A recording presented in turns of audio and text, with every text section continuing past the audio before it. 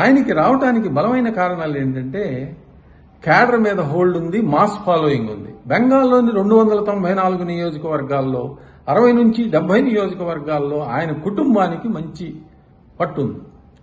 అది కాకుండా కలకత్తా అంటే వెస్ట్ బెంగాల్లోని మేజర్ పంచాయతీలు అన్నిట్లోనూ వ్యక్తిగతంగా ఆయనకు పట్టు అవగాహన కూడా ఉంది ఆ పంచాయతీల మీద.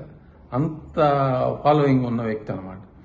బెంగాల్లో బీజేపీకి ఎంతో మంది నేతలున్నా మమతా బెనర్జీ కళ్లల్లోకి కళ్లు పెట్టి ఆమె వ్యూహాలను చదివి ఆమెను ఢీకొట్టిన ఏకైక వీరుడు సువేంద్ర అధికారి. ఇక ప్రధానమంత్రి నరేంద్ర మోడీ గారి ఆశీస్సులు, అమిత్ షా గారి ఆశీస్సులు సురేంద్ర అధికారి మీద పుష్కలంగా ఉన్నాయి. వాళ్ళిద్దరికీ ఈయన మీద ఎంతో నమ్మకం కూడా ఉంది. అందుకనే ఇటీవల ఎన్నికల్లో ఆయనకి పూర్తి స్వేచ్ఛను ఇచ్చారు.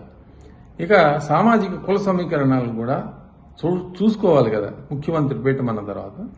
బెంగాల్లో అత్యంత కీలకమైన మహిష్యా సామాజిక వర్గానికి చెందిన నేత కావటం సువేంద్ర అధికారికి కలిసి వచ్చే అంశం.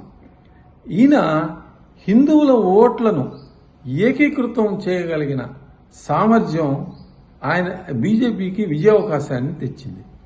కమ్యూనిస్టు కోటలను బద్దలుగొట్టి మమతను సైతం గడగడలాడించిన సువేందు అధికారి బెంగాల్ రాజకీయాల్లో దళపతిలా దూసుకుపోతున్నాడు. ఆయన ముఖ్యమంత్రి కావాలని మనసారా కోరుకుంటూ కాయ్ టీవీ మీడియా.